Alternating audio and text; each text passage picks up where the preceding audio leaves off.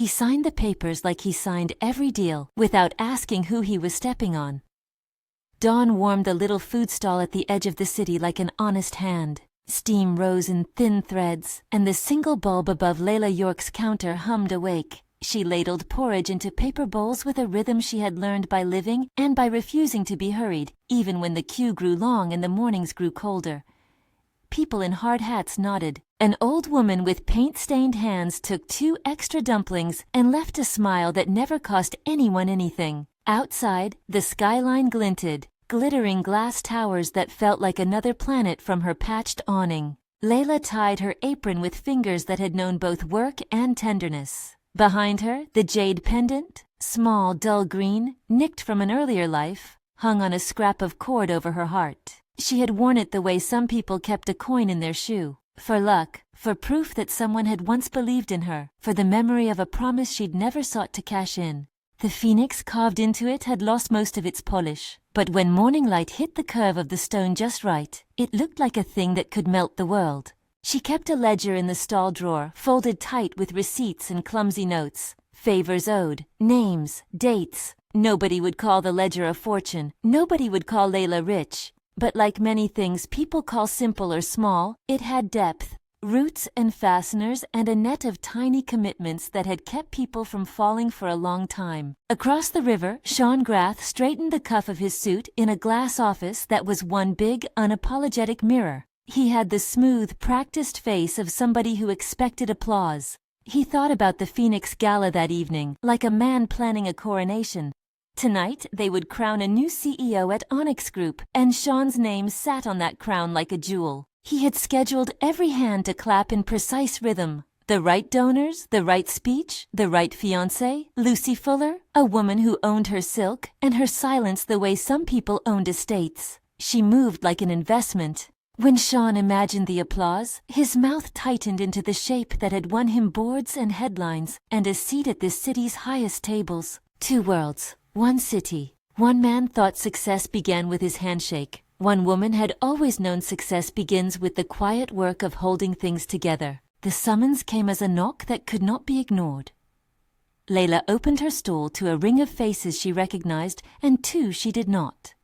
Them first, Mara Fuller, sea of pearls and impatience, and Jonathan Lipson, an earnest smile that always smelled of someone else's ledger.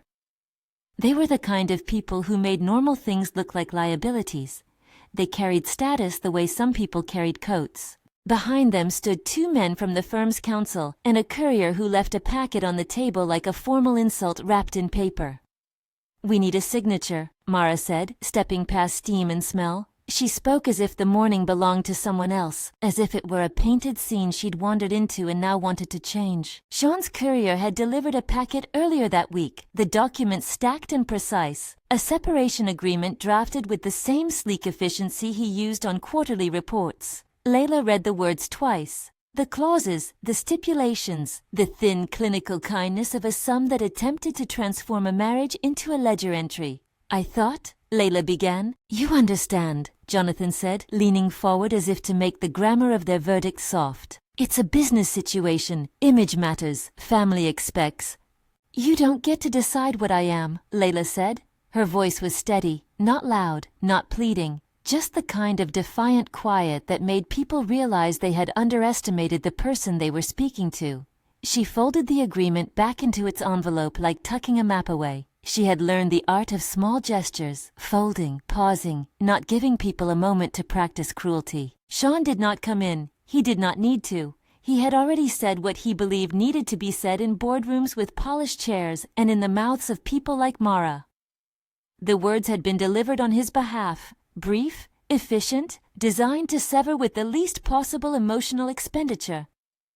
"You're a liability," someone said then. Not too loud, not theatrical, just a fact thrown across steam. The words landed like a stone in the middle of a street.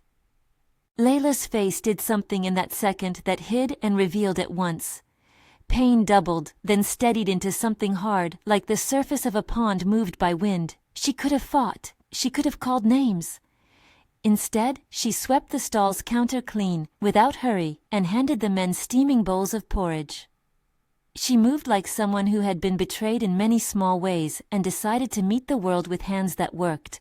She left the signature at the center of a paper they might have thought would hold her down. Instead, she took the blue-inked pages and slid them into a drawer at home, where she kept a string of small things. A photograph of a boy with chipped teeth, a clinic bill, and a worn photograph of a larger assembly of people whose names mattered in ways most people outside their city network could not imagine. Inside that drawer, the papers changed into instruments. They were new challenges, not ends. After the men left, Lucy Fuller, whose face was made of precise angles and ambition, sent a bouquet to the office where Sean rehearsed his future. Lucy would later pose by chandeliers and sip a perfect glass of champagne, while the press called their union timeless. For now, she practiced her smile like a badge. Leila closed the stall early that day and walked home across alleys that smelled of lemon and rain.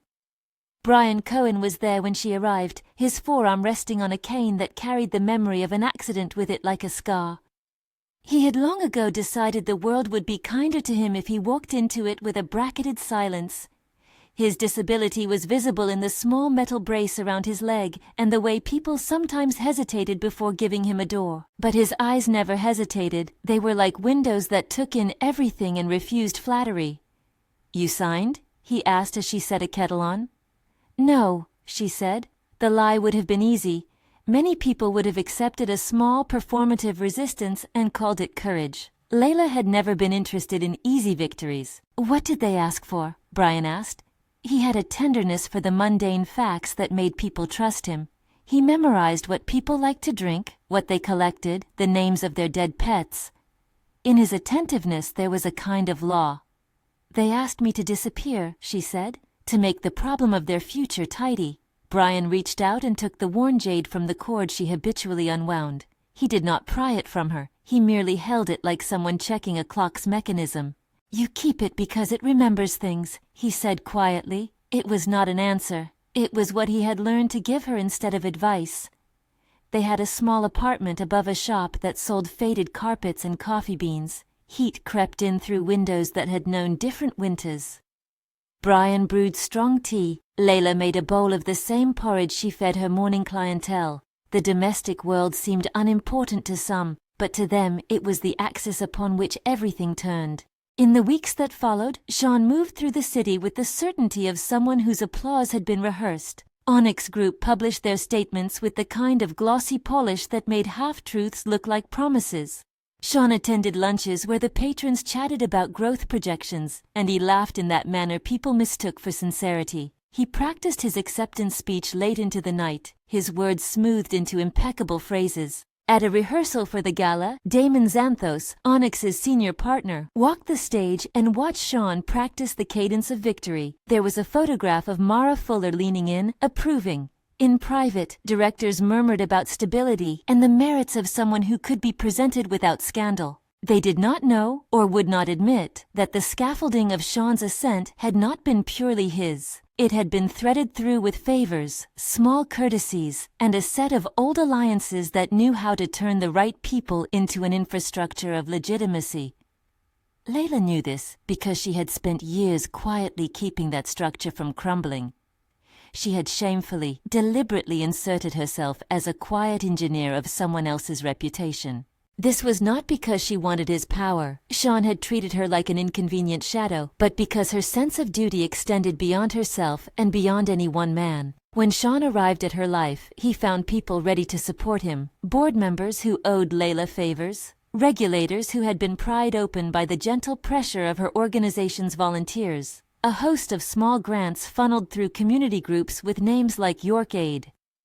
None of it had Sean's name on it in public. That was deliberate. Soft power works best when it is not advertised. There had also been that token. Not everyone believed in tokens, but tokens had a language. The Phoenix Jade sat in a velvet box, an unremarkable talisman to the untrained eye. But among the families that mattered, it was shorthand for sanction.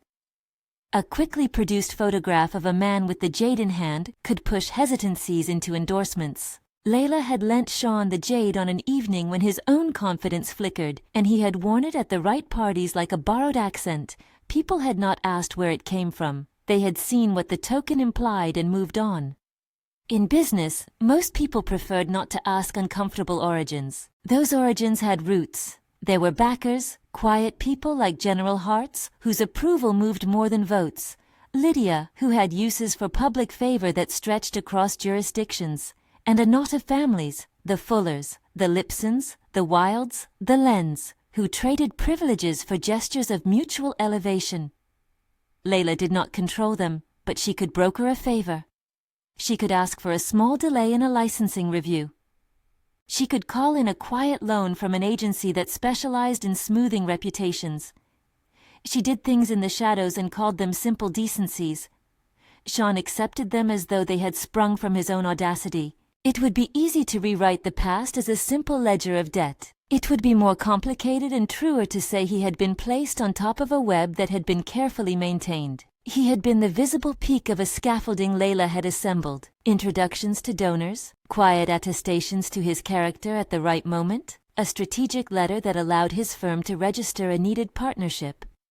The city prefers a tidy myth, a man made himself. It does not look kindly upon networks of women who make men credible so the men can run for office and tell the world they did it alone. Those details were not meant for speeches, they were ornaments kept in drawers. Leila believed that if people were lifted by kindness, they should be raised without being made to take credit for every form of help.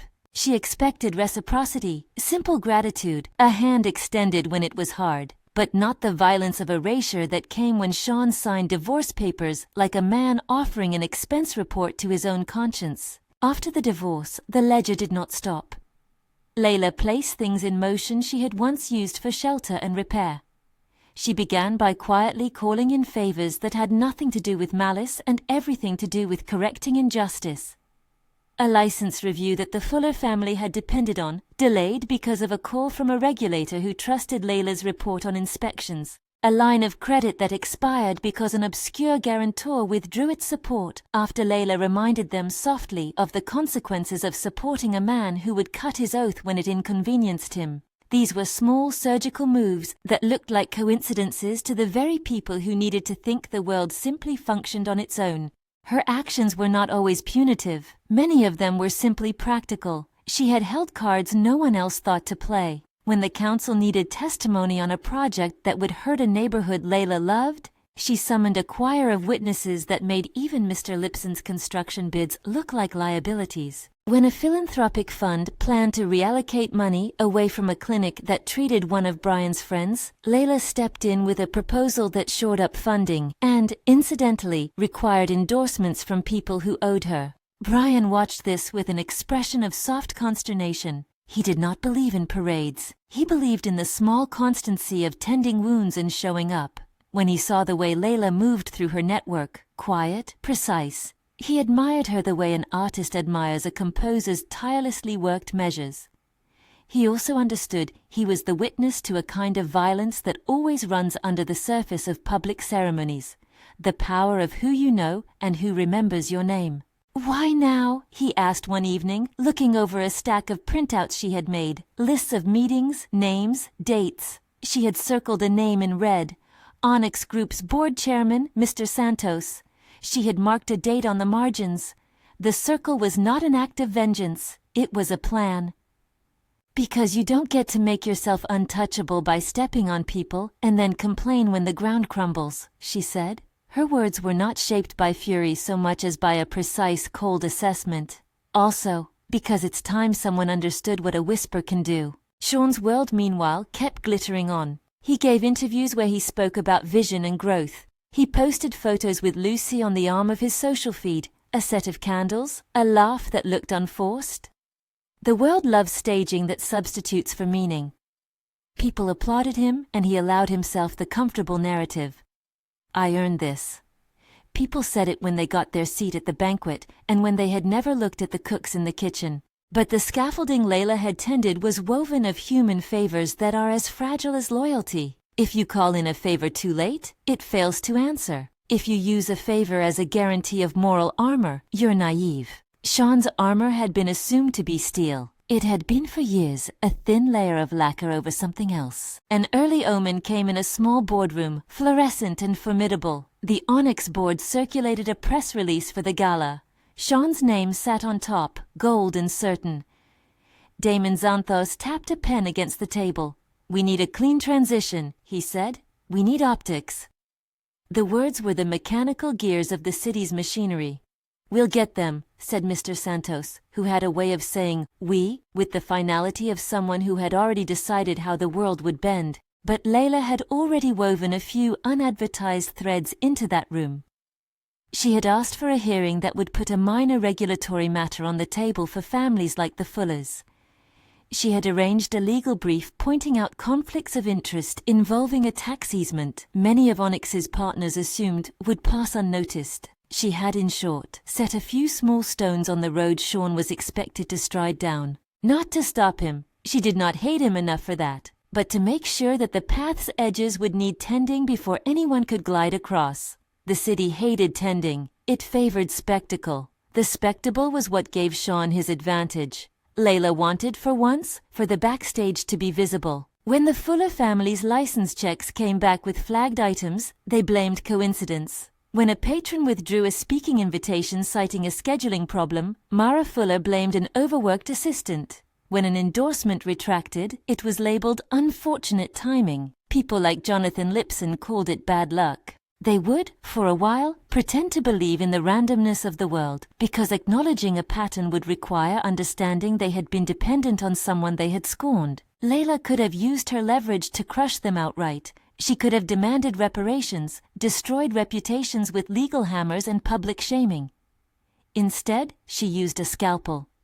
She asked for the things she thought would make the city safer for the people she loved: funding for clinics, oversight for building practices, transparency for licenses. The fallouts were side effects. And Sean kept walking toward his gala, oblivious. He practiced smiles. He assured donors. He made gracious remarks about the quiet people behind the scenes without naming them. The crowd loved his humility. The crowd always loved humility when it was wrapped in a tuxedo. Not everyone in the city watched only one kind of truth. General Hartz, a man who wore medals like a map, observed the pattern with a soldier's patience. He had once called in a favor from Leila when a veterans clinic needed a roof. He had taken tea with her and left impressed by the way she knew how to keep promises. He, more than most, understood that authority grows either from the barrel of a cannon or the practice of being needed. He had no love for petty vengeance. He had a more complex appetite, order, and fairness. He had seen loyalty in Leila's small acts, and when the paper trials against the Fullers' enterprises crossed his desk, he narrowed his eyes in a way that made strategists shiver. For Sean, all this noise was like a background hum until the music itself suddenly dropped. It would take a public stage to unspool the truth in the way Leila intended. The Phoenix Gala, an event where the city embroidered its myths with gold thread, would provide the soundboard. The same place that had promised Sean a coronation could become a place where the microphones picked up a different kind of song, one where the listeners would realize the vows of a society had been misplaced. Leila did what she always did when she needed people to move. She selected allies. She worked with quiet counselors at the municipal office, with an investigative reporter named Hana, who had a habit of not letting stories die, with 2 ex-board members who had their own grudges against the Fuller Lipson axis. She placed evidence in their hands: a receipt here, a transfer there, a recorded promise someone had made off the record. She did not do it for spectacle, she did it for precision. Still, there was an aesthetic component to her plan. The gala was theatrical, and she meant to use that theater as a reflector, not as a weapon. Brian sometimes worried aloud. "You could ruin a lot of people," he said, not as a moralistic warning. Brian's morality was practical, but as a lament about how vengeance can rebound. "I'm not trying to ruin them," she said. "I'm trying to make the rules visible." He nodded and watched her plan with the same quiet admiration he used when he observed Leila's hands at the counter. He believed in the clarity of her motives the way other people believed in scripture. The weeks hummed toward the gala. Invitations slipped from polished envelopes like promises. Parties rehearsed themselves. There were fittings and speeches and rehearsed toasts.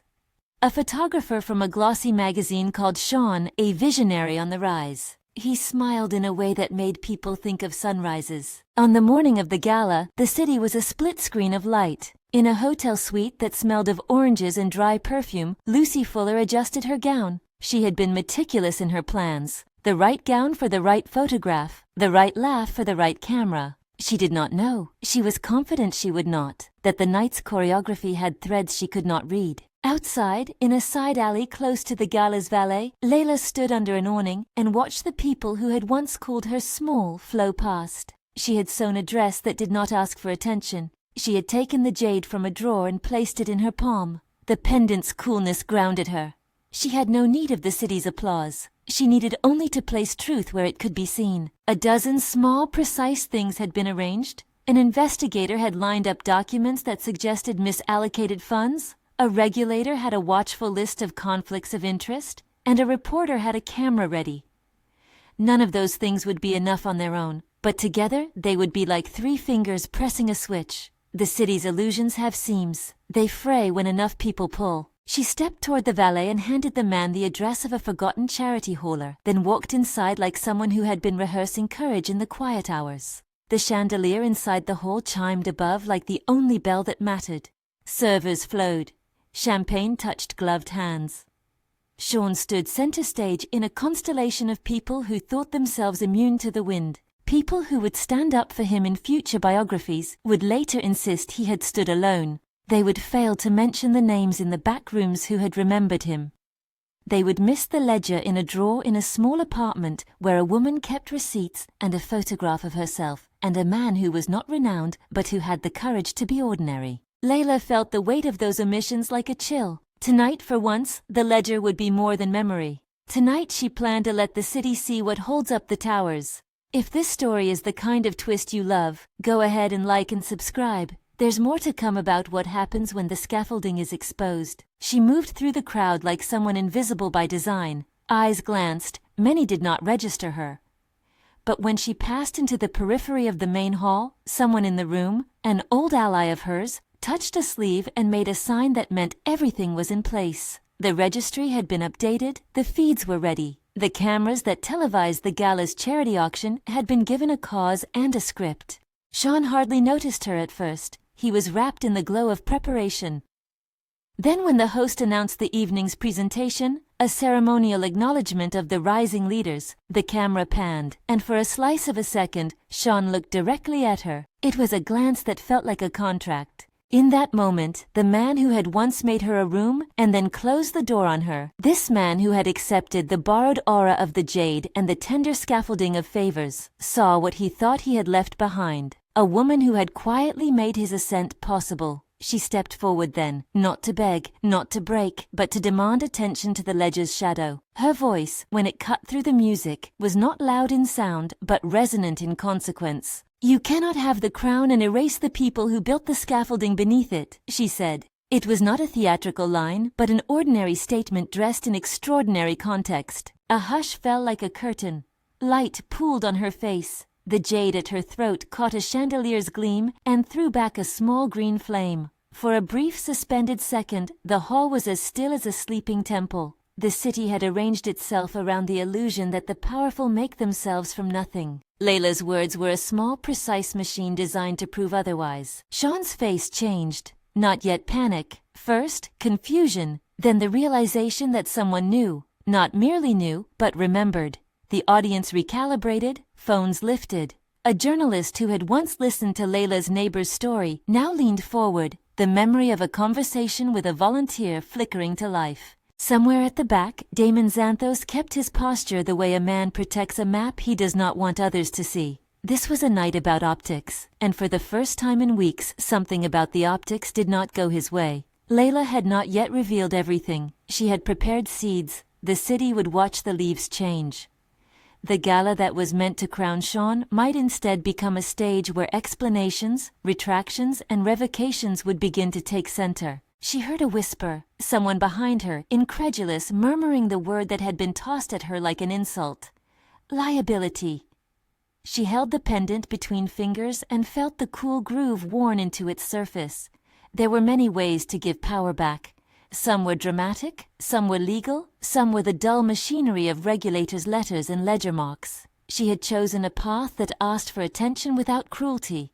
She had chosen to expose dependency, not to humiliate for sport. But the world does not always make neat moral distinctions. For someone like Sean, someone who had built a life on the polished look of being self-made, the revelation would feel like an earthquake. The scaffold beneath him would become visible, and visible scaffolding invites questions. Questions lead to hearings. Hearings lead to votes. She could almost see the boardroom like a future photograph, a polished table, the emptiness where his portrait would have been, a chairman closing a file. She could imagine headlines that would make him smaller in ways his suit never could. She did not gloat. There was, in her, no taste for public cruelty. She had not stepped into this to watch a man writhe. She had stepped into this to get a plain accounting of true costs. She had asked for a city where kindness would be credited and cheating recognized.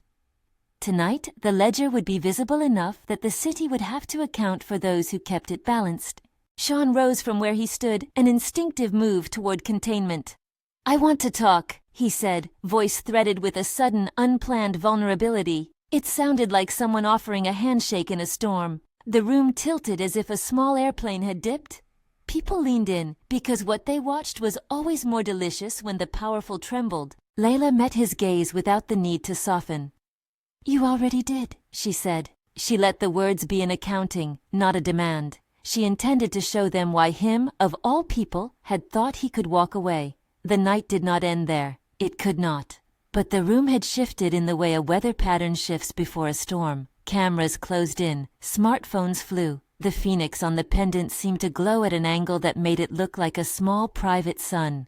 Outside, as the valet closed the door, breath clouded into the cold. Brian waited, leaning on his cane like someone listening for a bell. His face was steady, but his knuckles were pale. When Leila came out, she leaned on him in a brief private acknowledgement. He had once saved her from a fire that had started in a backroom shop, an accident of wires and impatience. He had saved her once more, when a scaffolding had threatened to crush a vendor's stall. He had given proof of loyalty with a price, his leg, but loyalty is not about the cost, it is about the choice. Tonight, he had made the same choice. To stand watch while the person he loved rewrote what the city thought it knew. Inside, Sean's smile had become a fissure. He thought of contracts signed and parties invited, and the way the city had cheered his name. He had never thought the ledger would ever come out of a drawer in a small apartment with a kettle on the stove. He had never thought the jar of small favors and quiet endorsements would be worth more than his own brand of charm. He did not yet know how far the consequences would reach. He did not yet know how many names would appear on the list of those whose privileges were suddenly inconvenient to keep. He did not yet know that his promotion could be withdrawn with the same clinical efficiency he had once used on a marriage. That moment, her voice cutting through the music, the pendant catching light, was the hinge the city would not forget. It was the simple, terrible truth of the story the title promised. He had divorced her because she did not fit his image. He had no idea his image was borrowed. They would both learn, over the coming days, what it truly means when a scaffold is removed, when the people who stand behind a public figure decide they will no longer be invisible. He would find out that a name alone will not safeguard a network. He would discover that status that rests on other people's work can become brittle the instant those people walk out of the shadows. For Leila, the nights would get longer before they got brighter. She knew that once you started pulling threads, you risked unraveling the whole cloth, sometimes to tragic effect. But she also knew that if she had not acted, the same pattern would repeat. Someone else would be sacrificed for the city to believe in a simple, comfortable lie. She straightened, finger resting on the jade, and looked back at the hall where the chandelier chimed like an accusing bell. The city, for all its glitter, had always been a house of small courtesies and larger betrayals. Tonight the balance would begin to tip. She did not go in to make a scene. She went in to prove a ledger. The crowd would want spectacle, they would get disclosure. The difference between those things matters. The rest, how Sean's talk of vision would be undone, how board members would whisper in fear, how families would feel the first drops of rain on their parade, was a story that would unfold with the city watching like a jury. And somewhere in the hum after her voice, as people began to murmur, and phones lit up like a row of small suns, Leila understood that the hardest part would not be proving dependence. The hardest part would be choosing what to do once the world had seen. Would she forgive and reinstate the scaffolding with different terms? Would she take power into her own hands with Brian at her side? Would she demand public restitution in the form of policies that protected the small vendors and clinics she had held dear? Those decisions were not for tonight. Tonight the ledger had been opened. The city would have to read it. At the edge of the glitter, Sean put his hand to his chest where the phoenix jade had rested no fewer than a dozen times during his climb. He had worn it like a talisman. He had never asked who had polished it, who had lent it, who had shown him the room where the photograph would be taken to anchor his reputation. He had never thought to ask because the story that fed him required not asking. Now the story threatened to overturn him. He felt for the podium as if it would steady him. He felt for Lucy's hand obligingly at his elbow, and he saw, reflected in the polished brass, a future that might be smaller by degree and by headline. Leila walked back into the night with the pendant warm in her palm, not as an omen but as a key. She had used small kindnesses to build a scaffolding of which Sean had been the most visible part. The city had always favored faces and forgotten hands. Tonight she made hands speak. She did not know what the court of public opinion would decide. She only knew what she had desired. A city where the ledger was visible, where favors were acknowledged, where the people who tightened the nails on the scaffolding were credited instead of erased. That desire had a cost. The cost would be tallied in minutes and meetings and the slow machinery of committees and press rooms. But one thing was certain. A man who had divorced a woman he considered poor would soon discover that some wealth cannot be shown in a bank statement, but is no less binding. As the glitter receded and the valet folded his jacket, Leila and Brian stepped onto a street that smelled of late rain. Behind them, in rooms under chandeliers, decisions were already taking the shape of consequences. The next morning the city woke to a different gravity. Notifications lit up phones with the velocity of a small avalanche. Headlines layered like shingles. Onyx promotion halted. Fuller licenses flagged. Investigative piece reveals network of undue influence. The glossy magazines that had once promised Sean a coronation printed his picture beside phrases about sudden uncertainty and questions of legitimacy. Where there had been certainty, the air now felt like glass underfoot. In a windowless boardroom full of people who measured themselves by the weight of decisions, Onyx's directors convened with the efficiency of men and women who believed their reputations were built from order. Damon Xanthos kept his jaw a cliff. Mr. Santos opened his folder with the same calm he had always used to deliver verdicts. The emergency memo from regulators, the transcript from an investigative reporter, the images of a greenstone that had been shown in private rooms, all of it sat on the table like proof that the scaffolding of Sean's ascent had been documented. "We have a brand problem," Damon said first, because language like that made people think one could fix scandal as one could fix a leak. "We need to pause." "Pause?" a younger director asked. "You mean withdraw the nomination?" Mr. Santos did not need persuasion. He put his palms on the tabletop and looked at Sean, who had arrived late in the way of people who believed time belonged to them. "You've been presented as our next leader," he said. "That presentation requires a foundational confidence in governance. We have evidence suggesting that confidence was predicated on influence exercised through channels we were not fully briefed on. We cannot present a leader built on unresolved, unshared guarantees." Sean heard it the way people hear a meter hitting zero. He tried to answer with the rehearsed words he had practiced under chandeliers. Something in him wanted to stand and deliver the same speech that had charmed donors. Instead, he found himself fumbling. There were questions he couldn't spin into a story. There were names that had appeared in photo credits and footnotes that had never been his to claim. "You mean you're not going to name me?" he said finally. It was a small, clumsy sentence that betrayed how little he understood of the architecture beneath his name. Mr. Santos's eyes were precise and unreadable. "You understand the optics," he said. "We need a transparent transition, and we cannot be seen to rely on patrons with conflicts we did not disclose. We will open an internal review. In the meantime, your nomination is suspended." That was the concrete moment the city would later replay. A camera panning across a man whose mouth had once expected applause, now forced to listen to other people measure him. Outside the boardroom, phones burned. PR teams drafted statements. Lucy Fuller's social feed wilted with supportive comments from society pages that recycled each other's reassurances until the fantasy began to fray. She sent Sean a message that read something like comfort and something like abandonment. It arrived unread. The first wave fell on the families who had traded favors for imagined permanence. Mara Fuller began the morning with a photograph of a ribbon cutting. By noon, the municipal office had flagged her family's construction permits for immediate review. Jonathan Lipson found his primary line of credit put under a harsher audit. The Wilds had their philanthropic fund temporarily frozen pending a review of disbursement records. These were not dramatic arrests. They were clinical, boring, and ultimately devastating. Asset freezes, license suspensions, withdrawn guarantors. Each move by regulators and donors looked, in the moment, like a bureaucratic correction. To the families, however, it felt like a sudden cold wind at their backs. They called it an attack.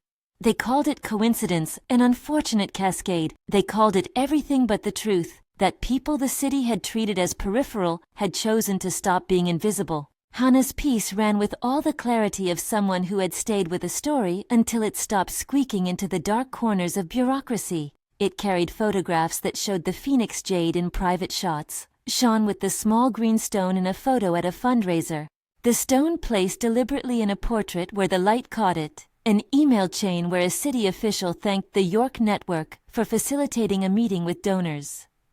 A scanned receipt from an organization called York Aid, acknowledging a transfer earmarked for regulatory counsel. In the piece, a former board member wrote, on the record, that endorsements often arrived not from confidence alone, but from a series of quiet nudges. We were told who to trust, the former member said, and sometimes no one asked why. Once the photograph existed, the photograph spoke with the bluntness of evidence. The city's commentators, those who made their bread by turning crisis into column inches, debated whether the revelations were an abuse of patronage or a belated correction of entitlement. In kitchens and offices, people passed sentences about soft power and shadow favors. For Sean, the debate was less philosophical. It was about a nomination page that had vanished from an announcement and a board statement that now read, in unfortunate formality, that the timing of his promotion would be reconsidered pending a review. The PR line about temporarily suspended did not console the man who had rehearsed his acceptance speech under a bathroom light while polishing his own resolve. He began calling people he assumed had been his. Many stopped answering. Some read prepared statements, a few asked to meet.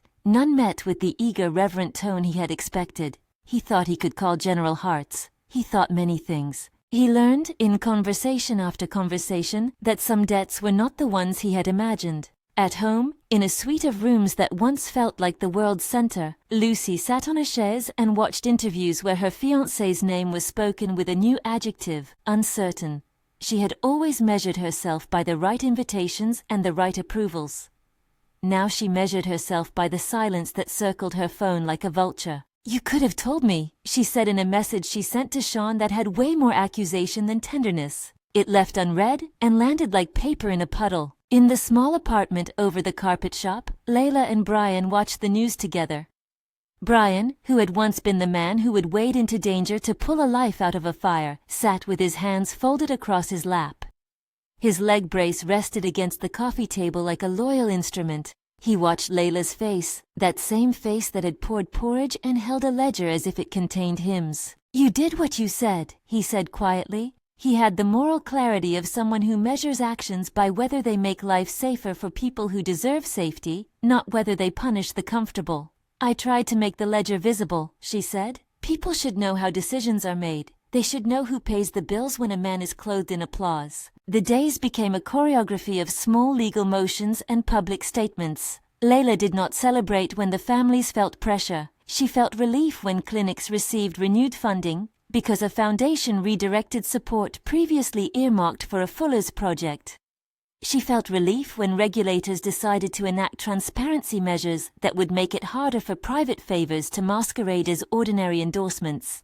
There were practical moments where the city's gears showed their angles. Board members called for internal reviews, committees convened to examine conflict of interest policies, and Onyx's legal team drafted a statement promising a comprehensive governance review. These were the academic words of institutions who would prefer to keep themselves intact. The mechanisms that Leila used were not illegal hacks. They were legal levers. Formal inquiries, regulatory triggers, testimony from volunteers that contradicted public narratives. The result was real. Reputational erosion, withdrawn support, and a recalibration of what the city deemed legitimate. Sean tried to find leverage in old friendships. He drove to the country houses of donors. He made apologies that sounded like contracts because emotion had never been his native language. The Fullers and the Lipsons received him with varying kinds of coldness. Mara Fuller, who had once entered Leila's stall with an air of entitlement, now looked at him like someone who had lost carefully tended soil to rot. Her anger was not merely personal, it was about the sudden exposure of a social system that had been designed to preserve her family's position. "You did this to yourself," she told him at one meeting, where the chandelier seemed too large and the conversation too small. "We did what we did for the appearance of order. We did not expect it to be unmade as a political stunt." Sean's voice broke in a way that made people trade the smallest of glances. "I didn't know," he said. "I didn't know it was—" "Not knowing is a privilege," Mara answered. "You did not have to ask." It was not only social ruin that began to shift. Contracts once considered ironclad found themselves under new scrutiny. Auditors requested documents. Regulators issued notices. The little agencies that had moved funds in the shadows were suddenly asked to explain themselves on paper. The city's best accountants, people who made their careers by keeping the facade waterproof, began to argue in meetings that silence had been a risk. Leila's allies were not all satisfied. Some wanted a more vengeful path. There were whispers of lawsuits, of demands for public restitution that would humiliate the families who had reveled in status. Leila refused rashness. She kept offering structured proposals that would redistribute resources to clinics, increase oversight on licenses, and incentivize community representation in boards. She wanted system change. She did not want a spectacle of ruin. General Hartz, who had authority and a public respect that transcended the gossip mills, proposed a public oversight committee. "Transparency," he said in an interview, "is the civilization of accountability. You don't punish men for being men. You make systems that do not reward private favors masquerading as civic trust." The proposal passed in some form because, for once, the city's appetite for legitimacy trumped the desire for old alliances. It was not drastic. It was bureaucratic and slow. It would not fix everything, but it made visible what had been hidden. Sean's losses multiplied in the private tragedies that come with public embarrassment. Invitations he had assumed would last him a lifetime stopped arriving. Under tables, the networks that had once been pliant became cautious. The photograph of him with a borrowed jade hung in an opinion column and became a shorthand for a man whose aura had been manufactured elsewhere. One afternoon, late in gray, he went to find Leila. He told himself he would speak plainly. He rehearsed a dozen versions of contrition. His assistants tried to dissuade him. He bristled. He had been raised to believe his life had been made by the straight line of his ambition. At the apartment, he arrived with the shoes of someone who expected doors to be opened with a particular deference. Brian let him in with the same directness he had when he had rescued Leila from flames. No hesitation, no dramatics. Sean saw the jade resting on the table. His eyes landed on it with something like a physical ache. "You came here to gloat?" Brian asked. Sean's mouth trembled. "I came to ask you to reconsider." Leila had been stirring tea. She set the kettle down and looked at him as if measuring an ingredient. There was no theatrical pause. She did not rise to his tone. She had built, over the past days, a patience thick enough to endure tremors. "You walked out," she said plainly. "You signed papers. You let people come into my life and treat it like it was disposable." "It was complicated," he said. The phrase landed as if cobbled from a shelf. "Business, family, promises." "It was a ledger," Leila answered, "and you treated it like an expense." Sean dropped to a chair in the way of men who thought their seat would always be waiting for them. "I didn't know," he said again. "If I had—" "You didn't ask," she finished for him. "That is part of the story." He reached for her hand like someone grasping for a lifeline. Brian did not move. He watched as if watching a ritual that could not be interrupted. "Please," Sean said. The word was small and raw. "I can fix it. I can make it right. I'll step back from the nomination. "You could make it right by admitting what you knew," Leila said. She spoke with the precision of someone who had weighed every option. You could fix it by supporting the oversight measures that will make this less possible. You could come clean in public. Those are the things that matter. Sean's expression changed. For a moment he seemed ready to accept the terms of repair. He would make amends, he thought. He would become finally someone who had grown. Then the old reflex rose. "Come back to me," he said. "We can rebuild. I'll make sure the family reinstates its support. We can be a team." It was the offer that had initiated the whole unraveling. It assumed the scaffolding was still there to be reset. Leila looked at him with a clarity that broke something small inside both of them. "You divorced me because I didn't fit the image you wanted," she said. "You treated relations like a transaction. That cannot be undone by a speech. It requires a different way of being." Sean's shoulders slumped. He had imagined, selfishly and proudly, that the apology would be the bridge. He had not counted on the ledger requiring more than a private reconciliation. "I never asked you for credit," he said, in a voice that hoped for absolution even as it admitted the omission. "I didn't want your life to change." "You wanted a wife with no history," Leila said. "You wanted a story you could tell without footnotes. That is not something I can give you." She did not humiliate him. She did not accept him back. She offered instead a set of conditions that were, in their way, a kind of moral apprenticeship. "If you want to be redeemed," she said, "you can start by supporting what matters. Publicly. Transparently. Not because it's convenient, but because it is right." Sean left with a kind of shame that would not be televised, but would grind in him like a persistent ache. He spent afternoons trying to rebuild a network that had learned in a hurry not to assume him. He did good work where he could, writing statements about governance, sponsoring community oversight panels he could barely imagine. Some people accepted his apologies, some did not. The Fuller and Lipson families attempted a defense of their own. Lawsuits and reputational campaigns, columns bought in sympathetic outlets. But when the public began to understand how institutional favors had been leveraged, sympathy thinned. Wealth without legitimacy is fragile in its own way. The families found their privileges re-examined and in many cases curtailed. In the middle of this, Brian's history became a public touchstone that the press could not easily turn into spectacle. A camera from Hannah's team had followed up on an old posting about the shop fire, where Brian had first rescued Leila. The footage showed the blaze and a man who, without calculation, had gone back into the heat until he could bring someone out. The public's response was not an outpouring of pity for his injury. It was a recognition of loyalty that was not transactional. When the city's talk turned to who deserves honor, many people mentioned names like Leila's and Brian's. There was a warmth around them that had nothing to do with wealth and everything to do with fidelity. Brian's disability did not define him. It became a measure of what kind of person he was. People rallied to the veterans clinic he had helped. Donations rose. Leila's proposals for oversight attracted bipartisan support, not because they were fashionable, but because, in the moment of exposed dependency, they felt necessary. Sean tried, in his quieter moments, to understand the architecture he had mistaken for his own. He found a record of a letter Leila had written to a philanthropic trust on his behalf, one that argued for his character in an exchange that had saved him from an early ruin. He found notes from a regulator thanking her for softening a stance. He found, in small ways, the proofs that his ascent had been enabled. Each new discovery was not merely legal evidence, it was a moral mirror. "You were never the core," an ex-board member told him bluntly one afternoon when he asked a difficult question about the past. The phrase was bitterly true and clean. "You were the face. That's not a condemnation, it's a fact. People wanted an image. You were it."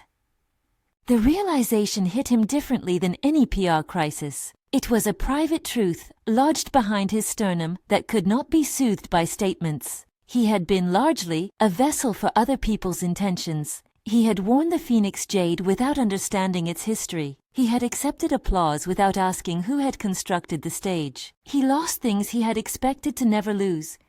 He lost headline spots and a promotion that could have sat on his resume forever. He lost the easy assumption that social capital would never require reciprocation. And yet, he did not entirely lose himself. The city did not tear him down into nothing. It made him smaller in the ways that matter, less entitled perhaps, more visible as someone who had been cared for by others. For Leila, the consequences were not without cost either. There were nights when the weight of unanticipated fallout made her think about the vendors and the workers whose livelihoods might be caught in bureaucratic crossfire. Some of the families hit by audits and freezes were not entirely culpable. Some were tangled in a system that had cost people their innocence. She slept with the ledger in her head and woke with meetings to attend. When pressed by friends to demand maximum retribution, she refused. Mercy, in her mind, had to be practical. It had to be a way of rebuilding institutions so the small vendor didn't always stand at the mercy of invisible patrons. She met with community leaders and proposed a fund to underwrite inspection costs for small businesses who might otherwise be crushed by compliance fees. She advocated for training programs that would help vendors understand licensing requirements. Her reparations were infrastructural rather than punitive. Brian stood with her through it. He resisted being a background figure. He met with veterans groups and took testimonies from people who had been saved by clinics that had been kept afloat by York Aid. He was not silent about the past. He told truth simply, the way people tell truth when they have no desire for heroics. "We did what we could," he said. "We tried to keep things from falling apart." There came a public hearing where Onyx's review committee invited testimonies from stakeholders. Leila spoke plainly. She did not seek headlines. She offered details. She showed chain of custody documents that demonstrated how endorsements had been facilitated. She named no one with malice. She articulated a set of reforms that would make patronage less easy. Her speech was not about breaking men. It was about making systems honest. After her testimony, a reporter asked her a question that was as much about the city as about the man who once divorced her. "Did you ever hope to bring him down?" the reporter asked, quick and hungry. Leila looked at the microphone with a patience that had been tempered in late nights over ledgers. "No," she said, "I wanted him to know what his life was built on. That's different." The cameras loved brevity. The sound bite spread. People debated its meaning across programs designed to make morality into entertainment. But for many who had read Hannah's piece, the line landed like a small, clear bell. In the months that followed, Leila's life changed in ways that conformed to the ethic she had long practiced. She expanded York Aid into a small, resilient network that provided legal counsel and compliance assistance for small vendors. She used her public profile to shepherd community funds into clinics and to press for stronger oversight on municipal permits. It was work that required patience and little glamour. It satisfied her more than any headline could. Brian and Leila married quietly, without the pomp that had once ruled Sean's imagined universe. Their ceremony took place in a community room where walls were painted with the faces of people who had mattered in the quiet ways that build cities. They walked down an aisle that smelled of lemon and coffee. General Hartz, who had once called for order, stood in a corner with a small smile. Hannah attended, not as a seeker of spectacle, but as a chronicler who respected modest joy. Sean watched from a distance. He had reached, awkwardly and imperfectly, toward repair. He had supported some of the oversight measures Leila had proposed. He had given interviews that acknowledged he had not always understood the debts that built him. For that work, he would not be immediately forgiven, nor should he be. Forgiveness, in Leila's reckoning, was earned through sustained change. He tried eventually to find a new place where he could be useful without borrowing a staged legitimacy. It was a slower path. He took a smaller consulting role at a philanthropic arm of a foundation not entangled in the same webs that had once buoyed him. He found, in quiet tasks and honest collaborations, a different kind of esteem. It did not replace the old applause. It required him to do the work of listening.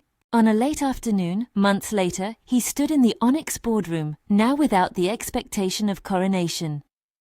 He had a folder in hand, and a worn expression that had replaced arrogance with an uncomfortable humility. A young director regarded him with the professional cool he deserved. "We're investing in transparency," the director said, reading from a policy update that Leila had helped shape. "We hope to avoid the problems uncovered last year." Sean closed his eyes briefly. There was no grand apology in the room. There was a series of small administrative adjustments. He felt the truth of the ex-board member's sentence again. "You were never the core." It echoed not as condemnation but as a fact that finally had room to teach. At the stall where Leila had once ladled porridge at dawn, change arrived in gentler forms. The New York aid office sat at the end of a block with a plaque that read, modestly, York Community Center. It provided walk-in legal help, a small clinic waiting room, and a board where the names of donors were listed with clarity. The stall still stood, its awning patched the way life is patched. Leila spent mornings there, hands in sleeves that knew how to hold hot bowls, greeting people who had once been corners of her life. One rainy morning, Sean walked up to the stall in the same way men sometimes go to confession. He did not come with grand gestures. He bought 2 bowls of porridge and sat to eat. He was not the same kind of customer he had once been. He was smaller by the measures that mattered to him.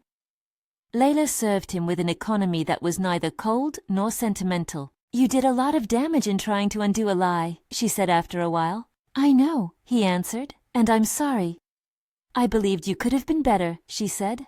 "I still think you can, but not because you asked me to fix your image, because you do the work when no one is watching." They ate in silence for a moment. The stall had the sound of frying pans in the city, a sound that had always been honest. Outside, a delivery truck loaded with supplies idled. A little girl with paint on her hands laughed and ran by.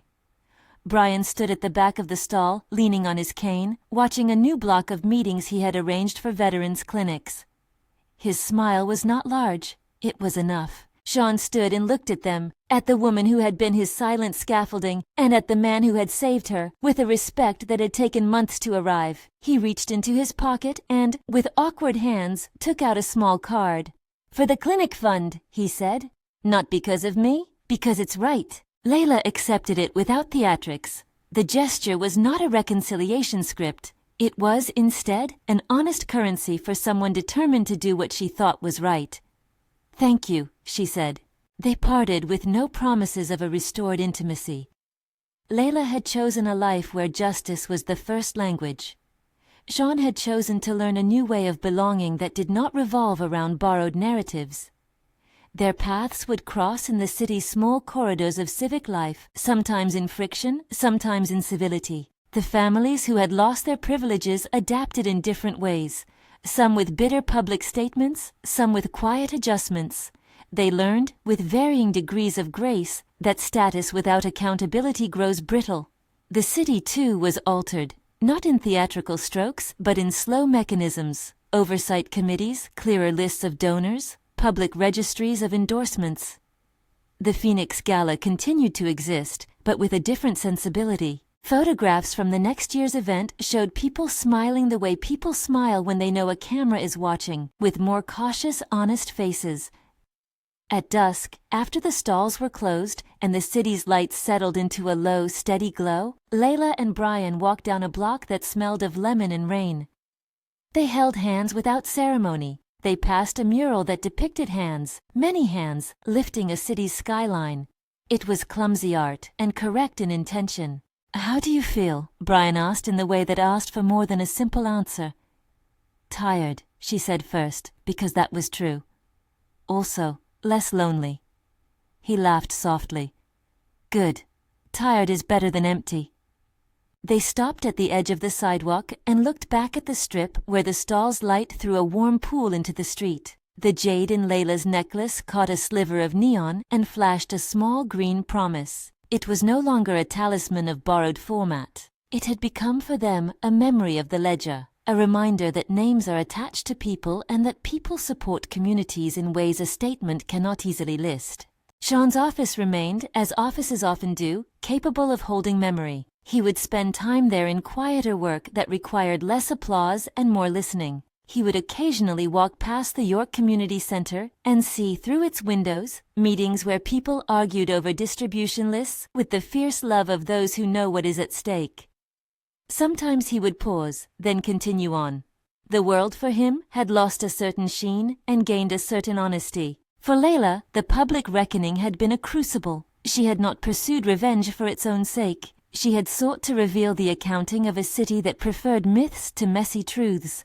She had, in doing so, reclaimed a kind of dignity that the divorce had tried to take. Her life with Brian unfolded in ordinary ways. Administrative meetings, unexpected donations, people stopping to ask for help. It was, in the quiet calculus of life, a fuller story than she had been allowed to tell when her world had been measured by a man's ambition.